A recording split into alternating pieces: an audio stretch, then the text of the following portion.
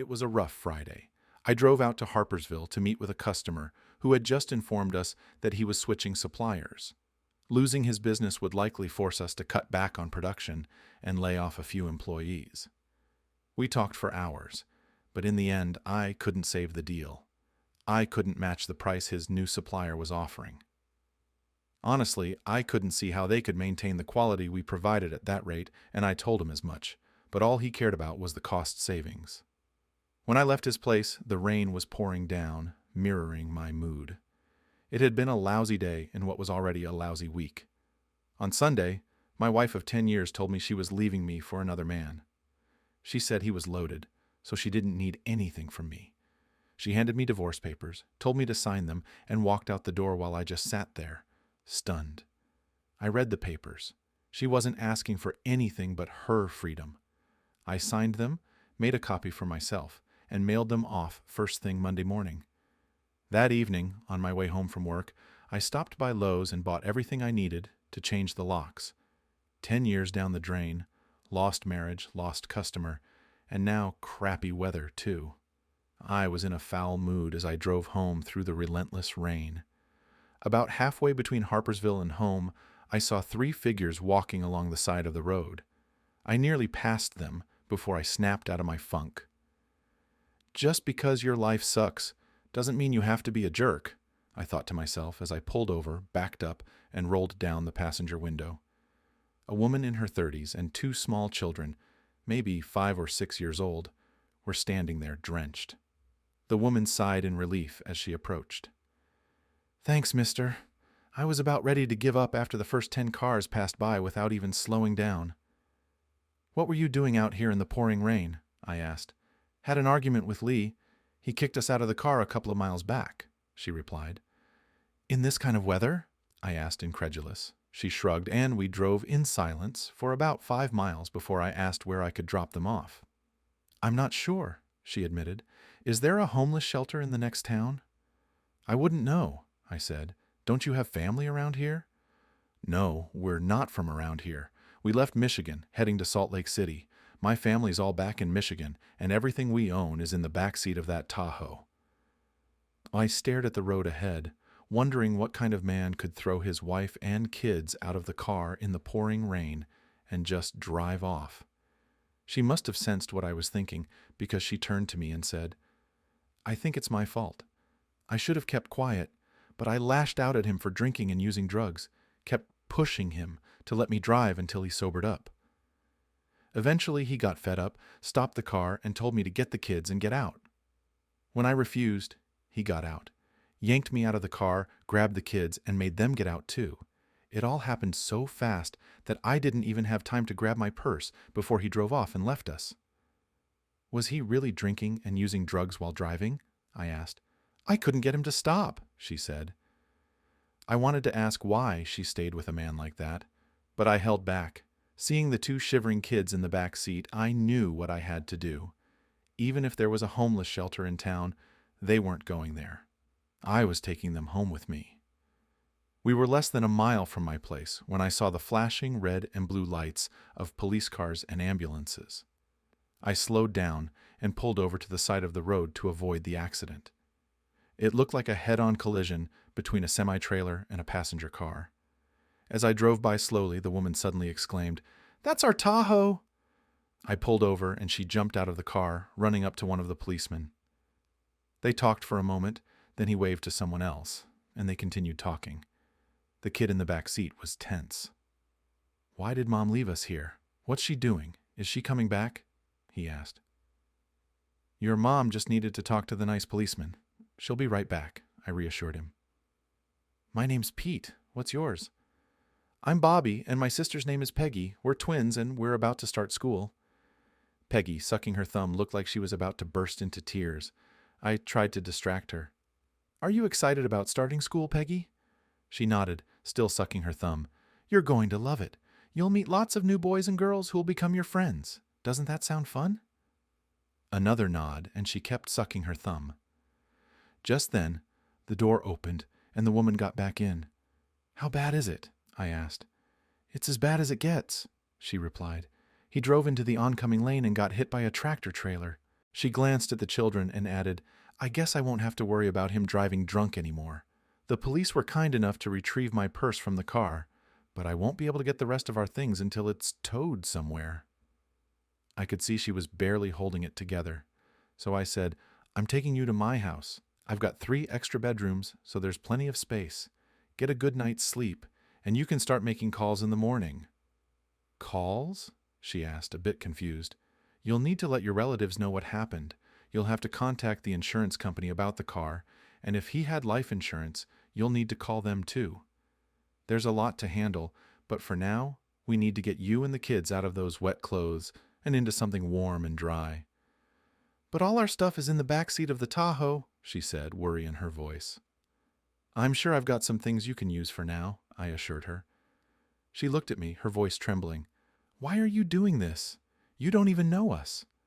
I know your kids, I replied with a small smile. We introduced ourselves while you were talking to the police. I'm doing this because I believe in karma. Someday I might have a family, and if they were ever in trouble and I wasn't around, I'd hope someone would be kind enough to help them out. She hesitated, then said, I don't know if I believe in karma. Something made him put you out of the car before he could harm you, too, I pointed out gently. She looked at me for a long moment before finally saying, I'm Susan, and thank you. When we got to my house, I showed them where the bedrooms and bathrooms were, and told them to get out of their wet clothes and take a hot shower. Meanwhile, I'd find some dry clothes for them. Did you have dinner before you got stranded in the rain? I asked. No, we were planning to stop in the next town, she replied. I'll see what I can put together, I said. I rummaged through what was left of Francine's things, picking out some clothes for Susan. A couple of my t-shirts would do for the kids until I could wash and dry their wet clothes. I laid everything out on the bed in the room Susan had chosen, then knocked on the bathroom door and shouted over the noise of the shower for them to bring their wet clothes downstairs. I headed to the kitchen and checked the fridge. I had enough hamburger to make some steaks, so I preheated the oven, peeled some potatoes for mashing, and got to work. When they came downstairs, I finally got a good look at Susan. She was stunning. Even disheveled, she hadn't looked bad, but now, freshly showered, she was easily a 12 on a scale of 10. I took their wet clothes and tossed them in the dryer. Susan parked Bobby and Peggy in front of the TV, then joined me in the kitchen just as I was opening a can of green beans. She offered to help, but I told her everything was already taken care of. She sat down at the kitchen table and asked, Your wife won't mind us being here? I don't have a wife, I replied. She looked surprised. You have such a big house all to yourself. I used to have a wife. We bought this place planning to fill it with kids. We tried for years, but then we found out she couldn't conceive. You had a wife, but you don't anymore? She asked softly. She left me for a man with more money, I said, a bitter edge to my voice.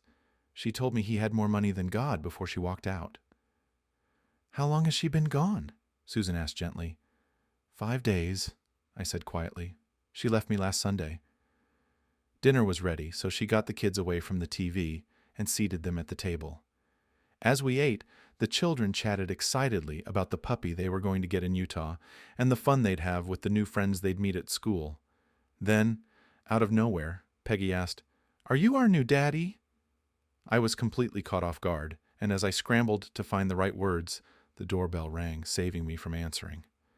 I went to the door and found Francine standing there. My key doesn't work, she said, her tone sharp. No wonder. It's because you don't live here anymore, I replied.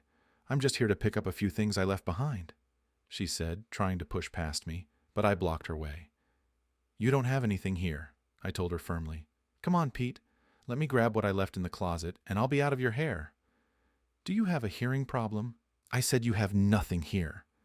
That's bullshit, Pete, and you know it. I left a bunch of dresses and shoes in my closet. Yeah, you did, I said coolly, and I packed them up and donated them to Goodwill. You had no right to do that, she snapped. Of course I did. When you left, you told me you didn't need anything because your new man had more money than God. So I got rid of your things. Now, if you'll excuse me, I have guests for dinner, I said as I closed the door behind her. I had lied. Her clothes were still in the closet because I hadn't decided what to do with them yet. I didn't know where the word goodwill came from, but it sounded like a good idea. I'd deal with her stuff soon enough. When I returned to the kitchen, I hoped Peggy had forgotten her question because I wasn't sure how to answer it other than a simple no, which would likely lead to more questions. Fortunately, Susan had already handled it. As I sat back down, Bobby asked, "Who was at the door, Uncle Pete?" "Just someone lost, asking for directions," I replied. After dinner, Susan settled the kids in front of the TV again, and then came to the kitchen to help clean up. I told her everything was under control and suggested she spend time with her children. "They might feel a little unsettled. Having you close will comfort them," I said. "Nonsense. They're already adapting. Peggy even asked if we could paint her room pink," she said with a small smile. "Has she really gotten over her father's death that quickly?" I asked, surprised. "He wasn't her father. To her, he was just Uncle Lee." "I should explain," Susan said, taking a seat. "Lee was a friend of my husband's. It's a bit complicated. My husband saved Lee's life when they were in Iraq, and after Tommy died, Lee felt obligated to take care of us. I needed help, so I accepted." "He felt obligated, but then he threw you and the kids out of the car in the pouring rain?" I asked, incredulous. Over time, Lee started to believe that since he was doing what Tommy used to do for us, he was entitled to the same privileges. "I didn't agree," she explained, her voice tense. "Privileges? Oh, I see." "After that, our relationship deteriorated.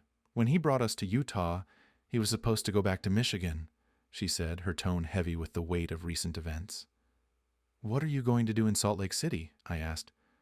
"Find a job and a place to live," she replied. "Is there anything waiting for you there?" "No." Sensing that my questions were making her uncomfortable, I decided to let it go. "I've had a long day, and I'm pretty tired. I'm going to head to bed. See you in the morning." As I lay in bed, thoughts of Susan and her situation kept me awake. Something about her story didn't sit right with me, but I reminded myself it wasn't my business. On Saturday morning, the smell of frying bacon woke me up. When I went downstairs, I found Susan at the stove making breakfast. "How do you like your eggs?" she asked. "Over easy," I replied. "That's just how Tommy liked them," she said with a hint of nostalgia. "Are the kids up yet?" I asked. "No, I'll get them up when breakfast is ready." "I don't usually work on Saturdays, but I need to step out for an hour or so. Will you and the kids be okay?" "We'll be fine," she assured me. After breakfast, I headed to work to wrap up some paperwork from yesterday's meeting. When I got back home, the kids were watching cartoons, and Susan was reading the morning paper. "Anything interesting in that rag?" I asked. "A few jobs I might apply for, and some places for rent," she replied. "Giving up on Salt Lake City?" "I haven't decided yet. I need to find a place to stay. I can't keep imposing on you." "Nonsense. You can stay here until you figure out what you want to do." "I called the police and found out where they towed the car. Could you take me there to get our stuff?" "No problem." Since I didn't have car seats, we buckled the kids in as securely as possible and drove to the impound lot to retrieve her belongings. When we got back home, we found Francine trying to break into the house. I told Susan and the kids to stay in the car, then walked over to confront Francine. "What the hell are you doing here?" I demanded. "There's stuff in here I need," she said without even looking up. "We already talked about this, Francine," I said, emphasizing her full name since I knew she hated it. She preferred Fran, or even Franny. "You handed me the papers, said you wanted nothing but to leave, and walked out on me. I took you at your word. You said you wanted nothing, and that's exactly what you got. Nothing. If you ever show up here again, I'll call the police, charge you with stalking, and get a court order to keep you away. Now get out." "We'll see what my lawyer has to say about that," she sneered. "Good. Hope you got him on speed dial," I shot back. She stormed off, furious, but gone. I returned to the car, picked up Susan and the kids, and she asked, "Who was that?" "The wife who wants to be my ex-wife," I replied. We unloaded the car and brought everything inside. Susan then asked how far we were from Salt Lake City. "It's about an 8-hour drive. Why?" "I need to pick up something. I've decided to stay here if I can find a job, so I was wondering if there's a bus station in town. I knew why I said it. I liked having Susan and her kids around. So I offered, I can drive you. If we leave now, we can be there by 7. That's very generous, but I won't be able to get what I need until after 9 on Monday. You probably have work. I can take the day off. We could leave Sunday around noon, spend the night there, and handle everything in the morning. We'd be back here by early evening. She hesitated. I know you're helping us because you believe in karma, but don't you think this is a bit much? Not really. Besides, it's keeping my mind off my wife and everything she put me through. She smiled. Well then, I'll make dinner tonight as a thank you. I spent the rest of the day doing yard work and playing with the kids while Susan cooked. After dinner, I called my boss to arrange for Monday and Tuesday off. We spent the evening watching TV, and when Susan put the kids to bed, I decided to turn in early as well, wanting to be rested for the drive. The next morning, we loaded up the car. I noticed the suitcase Susan had brought and must have shown my curiosity because she quickly explained, I need it for what I'm picking up. I shrugged it off and we hit the road. 8.5 hours later, we arrived in Salt Lake City. Susan directed me to a bank downtown where she needed to go in the morning. I found a hotel nearby and we checked in. The next day, we were at the bank as it opened. Susan went inside with her suitcase while I kept the kids entertained in the car. She emerged 20 minutes later and we started the journey back home. We stopped for breakfast an hour outside the city. While the kids colored on sheets provided by the restaurant, Susan looked at me and said, I know you're curious, so I'll explain. The way you've treated me since we met has shown me you're a good man, and I believe I can trust you. At the bank, I emptied a safe deposit box. Inside were documents that will allow me to create new identities for myself and the kids, along with enough money to start a new life. Do you really need new identities? I asked. Yes. There are some dangerous people who are probably looking for me. They believe I have something they want or know where it is. Was that in the safe deposit box? Yes, but even if I gave it to them, they'd never believe I didn't keep a copy, or that I didn't have something else hidden away. What's so important that they're willing to go to these lengths? Information that could send them all to prison, she said quietly. All of them? I asked, sensing the gravity of her situation. I guess you could call them a crime family. My husband, Tommy, was a financial whiz who got tangled up with the wrong people. He handled their books, hiding their dirty money. I don't know all the details, but Tommy got greedy. He figured that since he was helping them launder their money, he deserved a cut, so he started skimming off the top. To protect himself in case things went south, he documented everything, what he did, how he did it, on 2 USB drives. He also created new identities for us, just in case we ever had to disappear. On one of his trips out west, he set up a safe deposit box in Salt Lake City, but I didn't know about any of this until he got spooked. He told me they were on to him and that I needed to know in case we had to run. He was right. They were watching him, and one day, 3 big guys showed up, dragged him out of his office, and took him who knows where. I don't know exactly what happened to him, but later, a man named Gino told me they gave Tommy 10 days to come up with $400,000. The amount he'd stolen from them. Tommy told them he'd lost it all gambling. They didn't care. They still wanted their money back. He should have used those 10 days to run, but instead, he taunted them, bragging that he had dirt on them that would go to the authorities if anything happened to him. A month passed, and they started to worry that he wasn't bluffing. They figured I must know where that information was, so they came after me. I made a stupid mistake. I didn't realize they were after the contents of the Salt Lake City box. They gave me 10 days to get it. I told Lee, and he insisted I had to get to Salt Lake, grab what was in the box, and then disappear. We knew they'd be tailing me, so we came up with a plan. I'd drive to work as usual, and Lee would pick up the kids, gather our things, and then collect me from the loading dock behind my building. We figured if they were following me, they'd be watching my car, so our plan was to drive a few hundred miles before they realized I wasn't coming back to it. One silver lining of Lee putting you out of the car before he died, I noted. What do you mean? If they were tracking you through Lee, they'd assume he was alone when the crash happened. That would throw them off your trail. With all the towns between where you started and where Lee died, finding you would be like searching for a needle in a haystack. Plus, with your new identities, they'll never find you. On the drive back, I asked Susan what she planned to do now that she had the contents of the safe. Find a job, a place to live, get the kids settled in school, and start over. What kind of job are you looking for? I'm an accountant by trade, but without Tommy's connections, I'm basically starting from scratch. I can't use my real references or past experience. I'll have to apply as a single mom who's been out of the workforce, claiming I married young and stayed home with the kids until now. It won't be easy finding someone willing to hire me with no verifiable work history. The rest of the drive was quiet as she focused on the kids, and I had plenty of time to think. We got back around 6, and instead of going straight home, we stopped at the village inn for dinner. Just as we were ordering, Francine walked in with a man who looked old enough to be her father, or older. I saw her notice us, and her expression said it all. Who the hell are these people? She hesitated, clearly thrown by seeing me with another woman and 2 kids, but the old man tugged her along to their table. Susan noticed my reaction. "What is it?" she asked. "My soon-to-be ex-wife just walked in with the guy she left me for." "Where?" "In the back, the woman in the orange dress. The table near the restroom." "Yep. She left you for ***?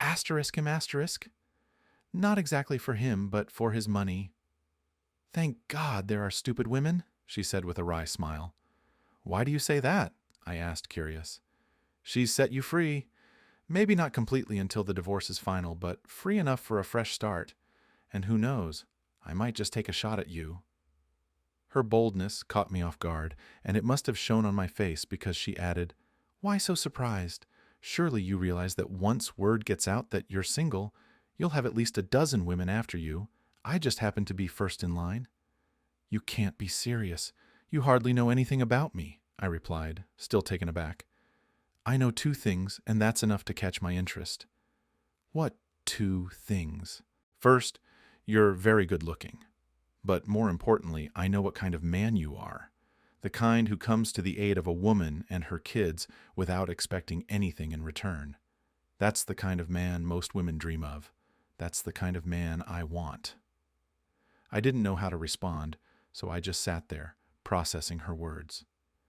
"I need to use the restroom," she said, getting up and walking away. As she left, I watched the kids busy with their crayons, and my thoughts drifted to the family Francine and I never had. That line of thinking led me to glance over at Francine's table. She was watching me, her expression unreadable. I wondered what was going through her mind. Susan emerged from the restroom and made a brief stop at Francine's table, saying something that left Francine with a sour expression. Susan then returned to our table, smiling broadly. My curiosity got the better of me. "What did you say to her?" I asked as she sat down. "I just thanked her for letting you go so I could have a chance with you." "I don't think she appreciated it." I sure did. The thought of it brought a smile to my face, and I decided to play along. "Give me your hand," I said to Susan. "Why?" she asked, intrigued. "Just do it." She placed her hand in mine, and I leaned forward to kiss it gently. I looked at her affectionately and said, "This should drive her nuts. She's watching us right now, probably thinking, I've been gone a week, and he's already replaced me." "So, should we hold hands when we leave?" Susan asked with a mischievous grin. "That'll do the trick." As we ate, I couldn't help but notice Francine's eyes on us the entire time. This helped solidify what I'd been mulling over all day. If she was rattled by seeing us having dinner together, how would she handle knowing Susan and her kids were living with me? When we finished our meal, we left the restaurant hand in hand. I had my back to Francine, so I didn't see her reaction, but I hoped it ruined her evening. Later, when the kids were in bed, I asked Susan again what her plans were now that she had retrieved the contents of the safe. As I've said, start a new life. Find a job, a place to live, and get the kids settled in school. "Well, you already have a place to stay. You're here, and there's no need for you to leave." As for a job, I'm sure I can talk to my boss. My company is short on accountants. They'd be crazy to turn down someone with your experience. But I can't provide any references from my past employers, she reminded me. I'll handle that with the boss, don't worry.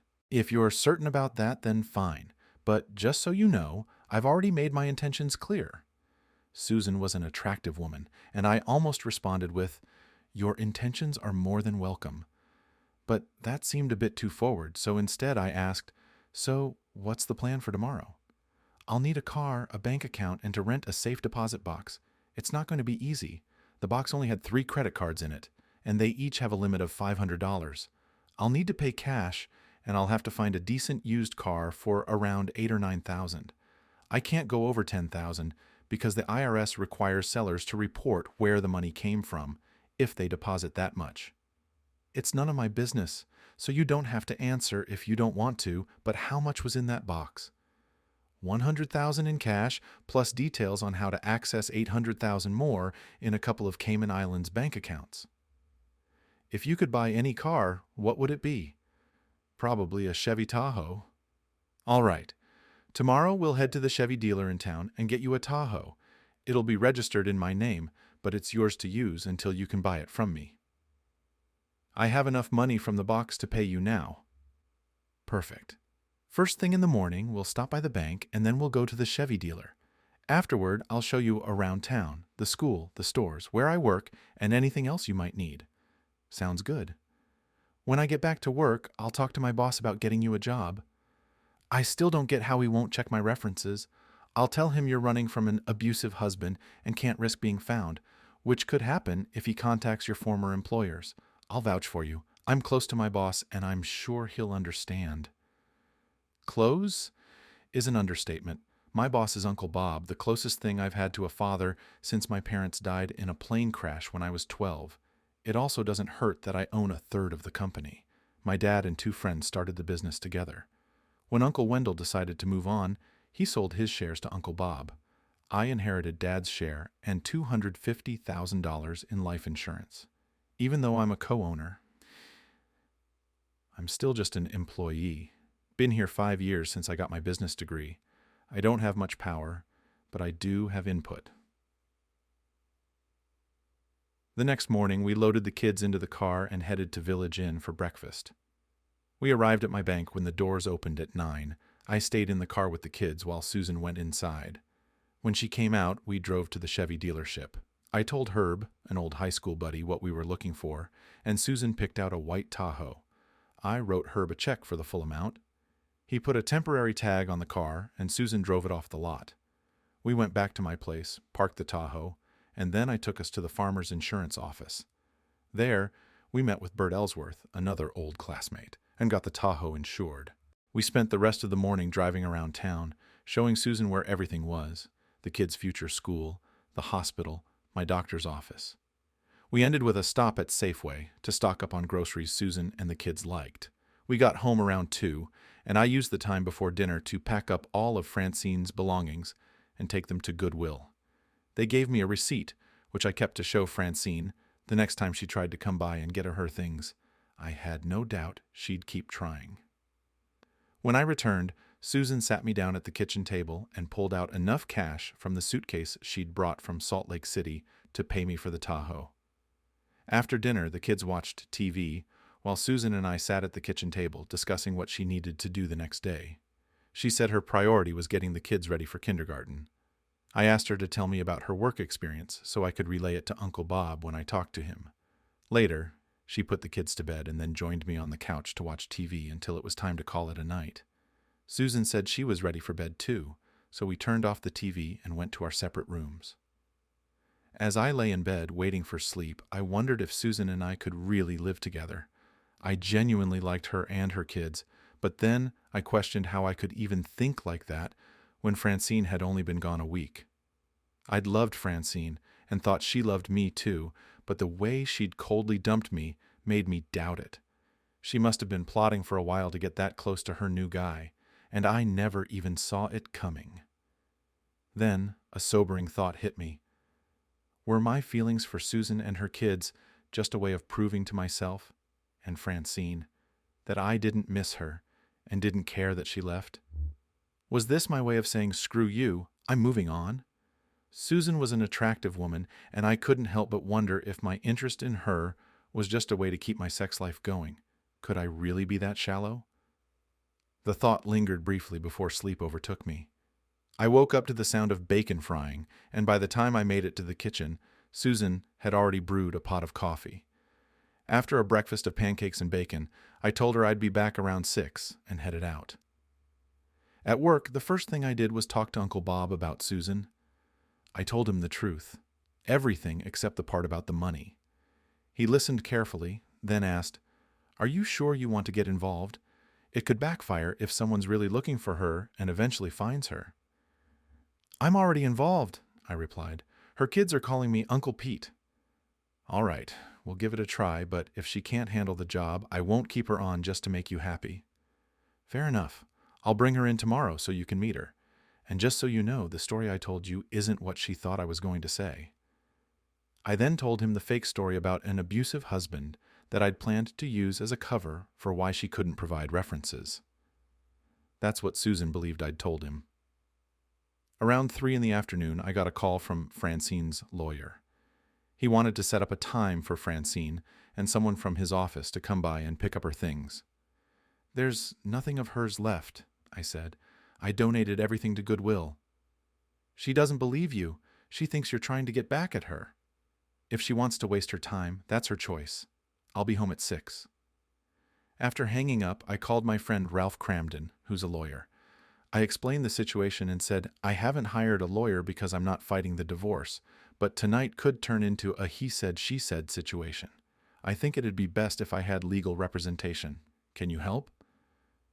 Ralph, who had known Francine as long as I had, was shocked by what she'd done. He agreed to meet me at the house around 5:35. I got home at 5:30, and Ralph arrived 5 minutes later. We discussed what might happen when Francine showed up, and he warned me that if she pushed the issue and we ended up in front of the wrong judge, I could have a problem. He explained that despite her saying she wanted nothing from the marriage, she was still entitled to her personal belongings, like clothes. "Well," I said, "what's done is done." Francine and a woman from her lawyer's office arrived a little after 6. As soon as I let them in, they headed straight to the bedroom. A minute later, I heard Francine shout, "Shit." She stormed into the living room, fuming. "Damn it, Pete, where's my stuff?" I smiled and said, "I already told you, Francine. I donated it all to Goodwill." I handed her the receipt from the donation and added, "If you hurry, you might be able to buy back some of your things." "You had no right to do that." "Of course I did. When you left, you said you wanted nothing from the marriage. Your exact words were, 'I don't need or want anything. My new man has more money than God, and I can buy whatever I want.' You were gone for over a week without a word, and I sure as hell didn't want any reminders of your betrayal, so I got rid of it all." I turned to the woman from her lawyer's office. "Are we done here?" She nodded, touched Francine's arm, and said, "We need to go, Mrs. Westover." Francine glared at me and then at Susan, who was setting the table for dinner. "What is she doing in my house?" she demanded. "This isn't your house anymore, Francine. You gave it to me in the divorce, remember?" "That can change if I refile." "Go ahead. If you do, I'll countersue and drag it out for as long as possible. Is that what you really want? Better ask Mr. More Money than God if he's willing to wait." "You're such an ass." "Only because you made me one." She shot me a look of utter disgust before walking away with the other woman. "Do you think we've heard the last of it?" I asked Ralph. "I don't know. Francine's pretty upset right now and might not be thinking clearly. We'll have to wait and see." I invited Ralph to stay for dinner, but he said he had other plans and left. At dinner, Susan mentioned that the kids were enrolled in school, but there was a hitch. The school's hours are from 7:45 to 11:45, and then I have to pick them up, take them home, and stay with them. "That's not a problem," I said. "There's a daycare center right across the street from my office. You can pick up the kids, take them to kindergarten, and then come back to work." After putting the kids to bed, Susan and I settled on the couch to watch TV. There was a gap of about a foot between us when we first sat down, but after a few minutes, she moved closer, took my hand, and smiled. I've already made my intentions clear, and I have to start somewhere, she said. We held hands and watched TV until it was time for bed. As we went to our separate rooms, I thought about Susan. I was definitely interested in her, but it felt like I was stuck, unable to fully pursue anything until the divorce was final, and that could be months away if Francine contested it. I was starting to regret giving her things to Goodwill. The next morning, we took the kids to school, dropped them off at the daycare center, and then I brought Susan to work with me. I introduced her to Uncle Bob and left them to talk. About 20 minutes later, they came out of his office, and Uncle Bob escorted her to the accounting department. He then checked in with me and said that he had hired her, and she was already tackling the backlog in the accounting department. Just before lunch, Susan approached me to ask for my car keys so she could pick up the kids and take them to daycare. As she took the keys from me, she leaned in and kissed me. Just letting anyone who might be watching know that I'm claiming my rights. See you later. I glanced around the office and noticed several people watching us with disapproval, likely because they knew I was married and shouldn't be involved with another woman. I couldn't blame them. I hadn't made it clear that Francine and I were no longer together. Susan returned about 30 minutes later, handed me the keys, kissed me, and said she'd see me at dismissal hour. As she walked away, I wondered if I'd be able to hold out until the divorce was finalized. At 5, we left work and picked up the kids from daycare. They were in high spirits, excitedly sharing stories about their day and new friends. At home, Susan cooked dinner while I played with the children. After the kids were in bed, Susan and I sat on the couch, watching TV. Once again, we found ourselves sitting close together, holding hands. When it was time to go to bed, I turned off the TV. As the screen went dark, Susan turned to me and kissed me. It wasn't a quick peck. It was a lingering kiss that made my resolve waver. We continued kissing like teenagers until I finally pulled back and said I needed to go to bed. We got up and went to our separate rooms. As I was settling into bed, I heard the bedroom door open and saw Susan, naked, walking in. When she climbed into bed with me, I said, "I don't know if this is a good idea, Susan." "It's not," she said, her hand resting gently on my back. For a moment, I considered asking her to stop, but the thought quickly slipped away. Susan moved in closer, settled into her position, and said, "I'm a healthy person with strong desires, and I haven't had this in a while." We shared an intimate moment. As I left for work, she would load the kids into her SUV and take them to school. At the office, Susan came by my desk and gave me a kiss. "Just marking my territory," she said with a playful smile, before heading off to the accounting department. Noticing some disapproving looks from my colleagues, I decided to address the situation directly. I stood up, walked over, and spoke to them openly. "Listen, everyone. I see your disapproval when Susan shows affection for me. While it's none of your business, my wife left me for another man, and I'm free to do as I please. Got it?" Most nodded in agreement, and I went back to my desk. After work, I went home and started dinner, while Susan picked up the kids from daycare. We played with them until bedtime, and once they were settled, Susan and I watched TV until we were sure they were asleep. Then we went to our separate rooms to get ready for bed, but Susan joined me in mine later. This routine continued for the next 2 months until something unexpected happened. On a Friday, 10 minutes before lunch, Francine showed up at the office. "I'm here to take you to lunch." "And why should I want to have lunch with you?" "Because we need to talk." Curiosity got the better of me, so I agreed to meet her at the Village Inn on Wilcox. When I arrived, she was already seated in a booth. After Rachel took our order and walked away, I asked, "Okay, Francine, what's this about?" "Someone who loves you and yet is miserable." "Who would that be?" "Me, of course." "You can't be serious." "Oh, I'm serious. Leaving you was the biggest mistake I've ever made. It took me less than 48 hours to realize it. I'm still working up the courage to ask if you could ever forgive me and take me back." "What about Mr. More Money Than God?" "He was a mistake. I was blinded by his promises of luxury, traveling on his yacht and private jet, seeing Paris, London, Madrid, and more. It gave me an excuse to leave you. So, what's changed? I realized that while I wanted to see those places, I wanted to see them with you, not someone else. She looked down at her hands for a moment, then said, I made this for you. You made this for me? Cheating on me with another man, and it's for me? That doesn't make any sense. First of all, I didn't cheat on you, at least not sexually. Bert wanted me, but I told him I wouldn't until I was divorced. He didn't like it, but accepted it. I left so you could find someone else who could give you what you wanted. Are you on drugs or something? Your words don't make any sense. I left you because I was tired of lying to you. Lying to me? You wanted children from the day we got married. We tried and tried, but nothing worked. After 5 years with no results, I went to the doctor. He told me there was something wrong with my uterus and that I'd never be able to have kids. I didn't tell you because I was scared you'd leave me for someone who could give you the children you wanted. I saw the longing in your eyes whenever you looked at couples with kids. Eventually, I decided that since I couldn't give you the family you dreamt of, it was best for me to step aside so you could find someone who could.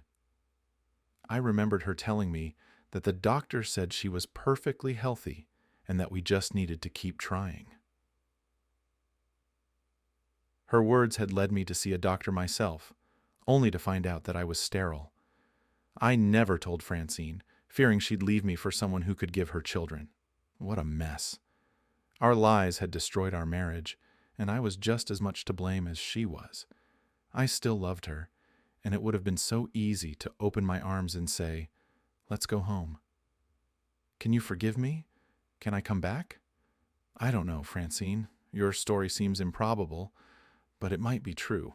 I need to think about it. She looked crestfallen, and a tear rolled down her cheek. She opened her purse, pulled out a piece of paper, and handed it to me. That's my new cell phone number, she said, tears in her eyes, before standing up and hurriedly leaving the table. As I watched her go, I wondered if there was any chance of mending our relationship. But then I remembered my situation with Susan. What a mess. Back at work, barely settled in my chair, Susan approached me. What did she want? Who? Your ex. What did she want? Me. And what did you tell her? Nothing. Good, because I'm not letting you go. We're a bit possessive, aren't we? Damn straight. You let me into your life, and I'm staying. I'll see you at home tonight. But that didn't happen. At 2:45, 2 men in suits walked into the office and asked to see me. The receptionist informed them that I was on a tight schedule, but would check if I could see them. One of them, loud enough for everyone to hear, said they were from the FBI and I needed to make time for them. Marla led them to my desk, and the man in the blue suit asked, Peter Westover? Yes. I'm Agent Waters with the FBI, and this, he indicated the other man, is Agent Marks. We have reason to believe you might know where Susan Pinckney is. Is that correct? Maybe. Can you show me some identification? They both showed their IDs. I then asked, What's this about? Agent Waters replied, You don't need to know, Mr. Westover. Just answer our questions. Do you know where we can find Susan Pinckney? His attitude and tone really got under my skin, so to fend him off, I pulled out the phone book and found the number for the local FBI office. I dialed it, and when someone answered, I asked to be connected to someone who could verify the identities of a couple of agents. I was put through to Mr. Delsey, introduced myself, and inquired if Agents Waters and Marks were with his office. He confirmed that they were. I asked him to describe them, and his description matched the 2 men in front of me. He then asked to speak with Agent Waters, so I handed him the phone and said, He wants to talk to you. Waters took the phone and said, Yes, sir? We're with him now. Understood. Waters handed the phone back to me. He wants to speak with you. I took the phone and said, Yes? We need your cooperation, Mr. Westover. Please tell Agent Waters everything you know. I hung up and turned to Waters. Do you have a description of her? He did, and it matched Susan exactly. I know her as Susan Peterson. She works in our accounting department. Please take us there. I led them to the accounting department, but Susan wasn't at her desk. I asked Hank where she was, and he said he didn't know. About 10 minutes ago, she got up and left. Probably went to the bathroom. Waters asked to be shown where the restrooms were. We checked, but Susan wasn't there. Maybe if I knew what this is about, I could be of more help. Agent Waters gave me a look that clearly said, "We don't need your help," but his words were, "You don't need to know. Show us around the building. Show us places where she might be." I was fed up with his attitude. "Excuse me, but I need to get back to my desk." As I walked back, I glanced out the window and noticed Susan's Tahoe was gone. Before I could sit down, the agents were back at my desk. Agent Waters said, "Mr. Westover, we need your cooperation. If you have any information that could help us, you need to tell us now. Withholding information could result in charges for aiding and abetting a fugitive." That caught my attention. Susan was a fugitive? I can tell you that, as I was heading back to my desk, I saw that her car was gone. She must have heard you announce yourselves and decided to leave. She stayed with me until she could find a place of her own. She's probably going there now to gather her things and leave town. You need to take us to your place immediately. We need to get there before she can leave. As we drove to my car, I provided them with a description of Susan's car and its license plate number. We were halfway to my house, with the agents following in their car, when we encountered an accident. It looked like a cement truck had collided with a car at an intersection. It was a white Tahoe, and I immediately felt a sinking sensation. I pulled over and got out of the car. Agent Waters rolled down his window and yelled, "What are you doing? We need to get to your house. Time is crucial." I ignored him and approached the scene. The truck driver was sobbing. "It wasn't my fault. The light was green. I couldn't stop. It's not my fault." I saw Susan in the car, unresponsive, her eyes wide open and staring into the void. I went back to my car and Waters shouted, "If we lose her because of this, I'll make sure you're behind bars." I looked at Marks and asked, "Is he always this much of an asshole, or did I just bring it out in him?" Waters was still ranting, and I finally snapped. "Shut up! Didn't you hear me when I described Susan's car? Didn't you hear me say it was a white Tahoe?" Marks exclaimed, "Oh shit," and quickly got out of the car, heading towards the police and medics who were trying to open the door to rescue Susan. He arrived just in time to confirm it was indeed Susan Pinckney before she was loaded into the ambulance and driven away. As I stood by my car watching the scene, Marks approached me with a smirk. "You're in a lot of trouble, boy," he said. He gestured toward Waters, who was busy on his cell phone, and added, "He won't let you get away with talking to him like that. He'll find a way to get back at you. He'll soon realize that I'm not easily intimidated. He might have the FBI behind him, but I know some excellent lawyers, one or two who might even be willing to represent me against the government," I replied. "Never mind. I'm sure we'll cross paths again," Mark said as he turned to follow Waters. I shrugged, got into my car, and drove back to work. No sooner had I returned to my desk than a troubling thought struck me. The kids. Their mother was dead and wouldn't be picking them up from daycare. I reached for the phone book, intending to call social services, but then hesitated. Once the children were in the system, they could be separated, sent to different foster homes, and might never see each other again. I liked them both and had always wanted children. If I took them in and kept them, who would complain? I couldn't think of anyone. If people questioned why Francine and I were childless, I could always say they were my sister's children, whom I'd taken in after she and her husband died in an accident. I wasn't sure if Susan had any relatives who could claim them, but given her behavior, I doubted any of them knew where she was or how to contact her. And I had no idea who they were or how to reach them. It seemed I was destined to become a single dad. Then it hit me.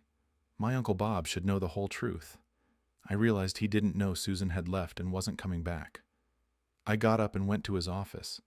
After explaining everything, he asked, "Are you sure about this? If you go through with it, there's no turning back.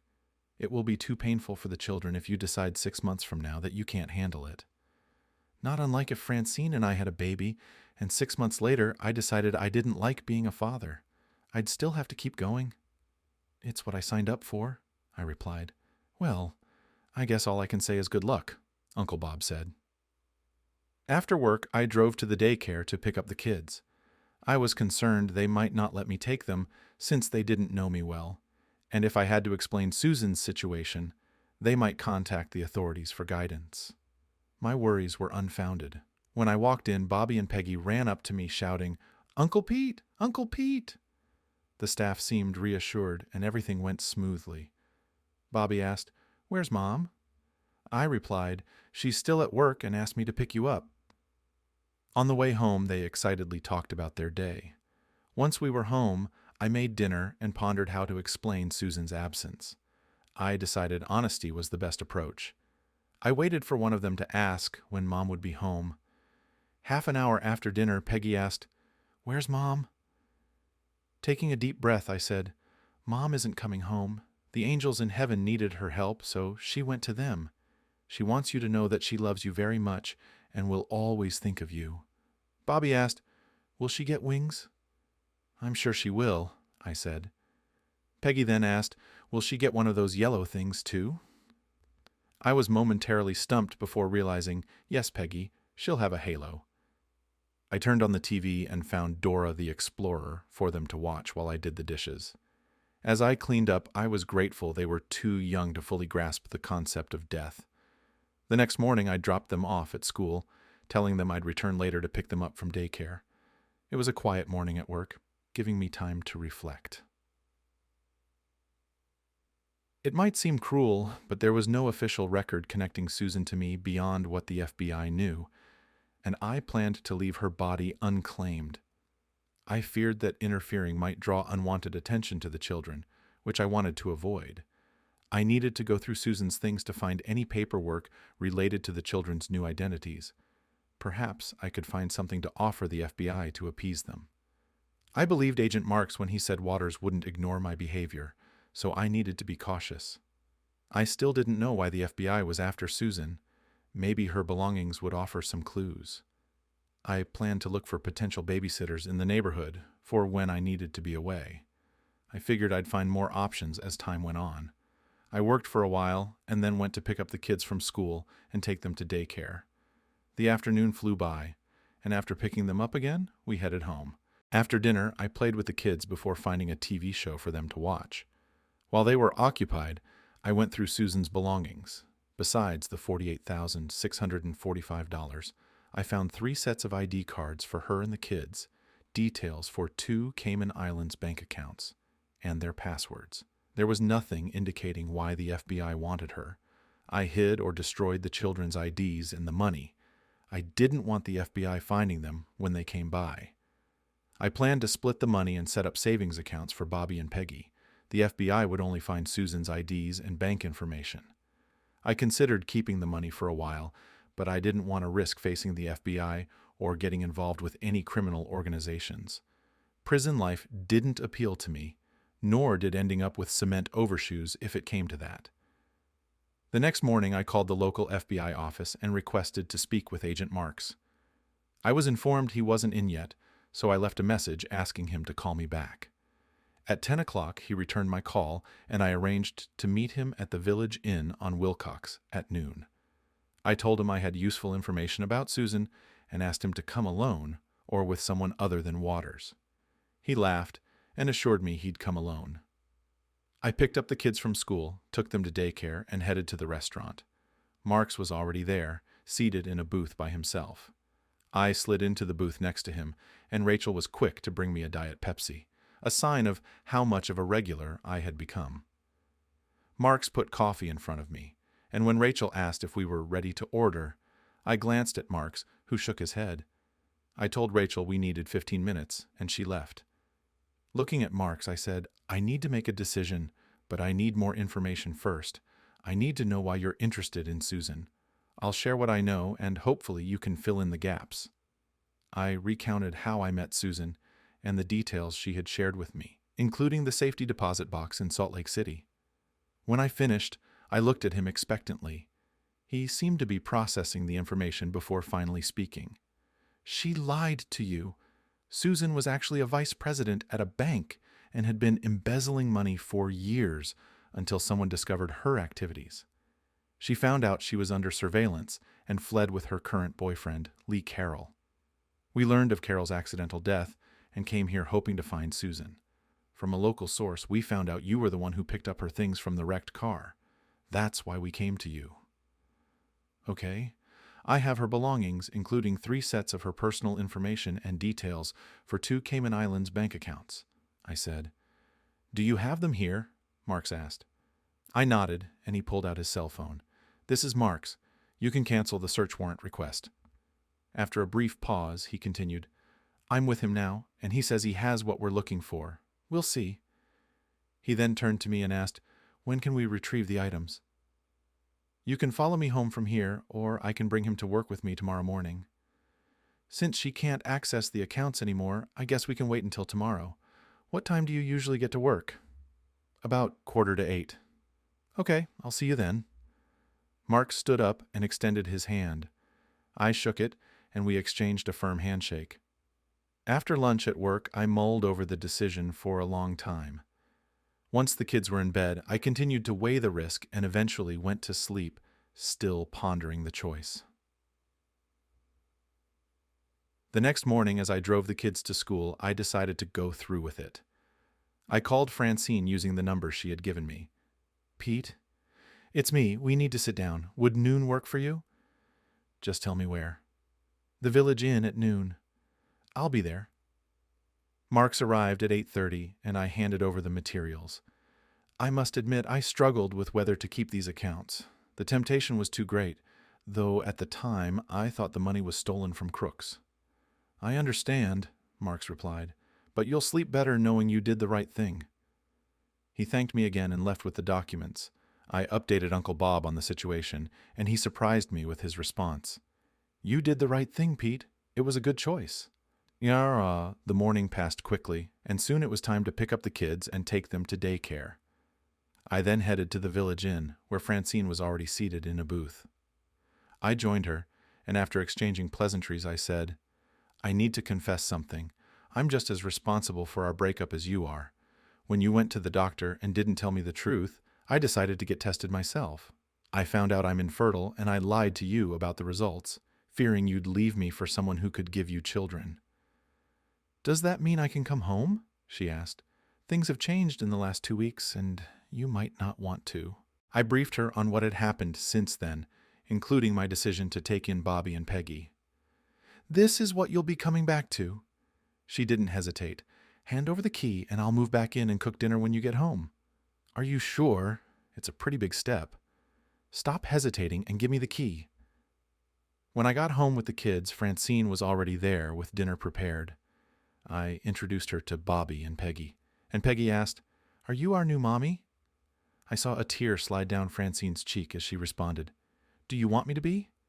Yes, ma'am, the children answered almost in unison. Francine embraced them warmly and then invited us all to the table for dinner. As we ate, she asked the kids about their day at school and daycare, and I just sat back, content and smiling. Everything felt right. About 6 months later, we received an unexpected surprise. Marks called asking me to meet him for lunch. Out of curiosity, I agreed, and we met at the Village Inn. After we ordered, he handed me an envelope. I wanted to give this to you personally, he said. I opened the envelope to find a check for $75,000 made out to me. I looked up at Marks, and he seemed to understand my confusion. It's a finder's fee, a reward for helping the bank recover the stolen money, he explained. I realized that doing the right thing sometimes comes with its own rewards.